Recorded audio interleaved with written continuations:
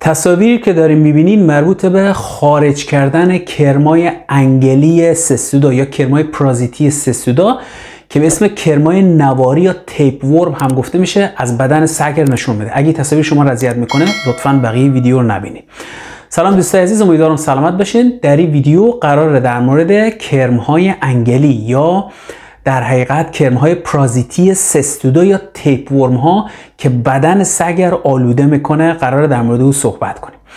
کرمهای انگلی یا پرازیتی سستودا که به اسم تیپ ورم یا کرم نواری هم گفته میشه انگلای بند یا سگمنتیه که خیلی شبیه به روبان هستن که به نام کرمهای روبان شکل هم گاهی وقتا گفته میشه. مکان زندگی کرمهای انگلی در روده سگ ها هست.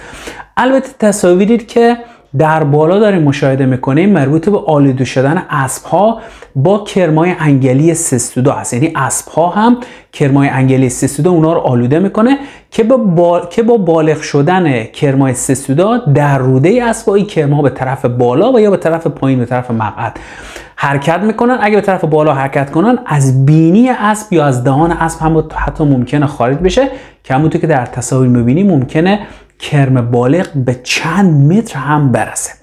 این انگلا هم در سگ و هم در اسب و حتی در انسان و خیلی حیوانات دیگه در قسمت سر خود، حالا کرم را اگه کمی توضیح بدیم که قسمت سر اونها به نام اسکولکس گفته میشه چنگک دارن یا ساختار هوک مانند دارن که برای اتچ کردن یا چسبیدن به دیواره روده حیوانات از او استفاده میکنن تا بتونن به روده بچسبن و از مواد مغذی که از روده عبور میکنه از او تغذیه کنن، به اون مواد مغذی جذب کنن که این کار باعث ضعف و بیماری در حیوان میشه.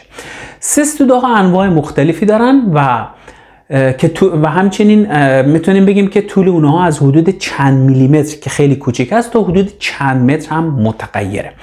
اما سگ‌ها چطور به سستوداها مبتلا میشن؟ سگ‌ها معمولا با خوردن گوشت خام یا حالا اگر صاحب اونها گوشت نیمپز به اونها بده که این گوشت ها حاوی سیست ها یا کیست های سستودا باشن در نهایت به انگل مبتلا میشن. همچنین سگ‌ها اگر شپش های آلوده خودشون یا از حیوان دیگر بخورن وارد دهان اونها بشه در نهایت میتونه و یا احیانا اگر در تماس با مدفوع سگ آلوده و یا انسان آلوده باشه میتونی انگل به کمکی روش ها به بدن سگ منتقل بشه. بریم کمی در مورد چرخه زندگی کرمای نواری در بدن سگ توضیح بدیم.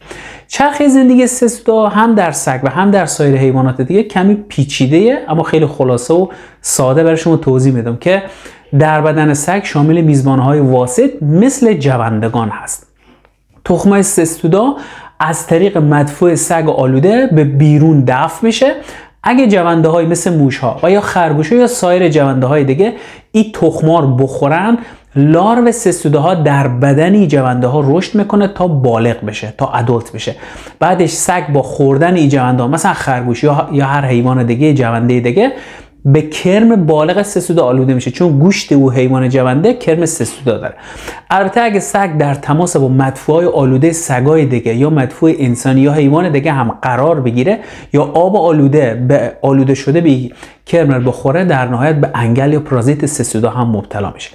علائم آلودگی به سستودا در سگا ممکنه شامل به صورت خفیف یا شدید باشه و شامل کاهش وزن، افزایش اشتها چون یک مقداری از غذای سگ او کرم ها میخورن، موهای کده رو شکننده، اسهال، استفراغ، بیحالی در سگ ها، مشاهده قطعات یا کرمای کوچیک در مدفوع سگ یا مشاهده کرم بالغ در مدفوع سگ. سستودا میتونن مشکلات متعددی برای سگ ها ایجاد کنن مثل اینسومنیا یا کمخونی در سگ ها، سوء تغذیه، مسدود شدن یا انسداد روده در سگ ها و در موارد شدید حتی ممکن باعث مرگ سگ هم بشن. همچنین برخی از انواع سستوداها میتونن بیماری های رو هم در انسان ها هم ایجاد کنن. درمان سستودا در سگ ها معمولا با استفاده از داروهای ضد انگل یا ضد پرازیتی که توسط دامپزشک تجویز میشه در حقیقت درمان صورت میگیره. دامپزشکا با توجه به نوع سستودا و با توجه به وضعیت سلامتی سگا داروی مناسب معمولا تجویز میکنن. همچنین رعایت بهداشت محیط و جلوگیری از تماس سگ با مدفوع سگای آلوده دیگه یا مدفوعهای آلوده دیگه نقش مهمی در پیشگیری و کنترل این انگل داره. البته درمان در انسان اگر آلوده بشه معمولا با تابلت های قرص های مترونیدازول صورت میگیره که تا حدود زیادی هم موثر واقع میشه. امیدوارم از ویدیو لذت برده باشین، برای شما جالب بوده باشه. اگه سوال داشتین در کامنت ها بپرسید. موفق باشین. خدا نگهدار.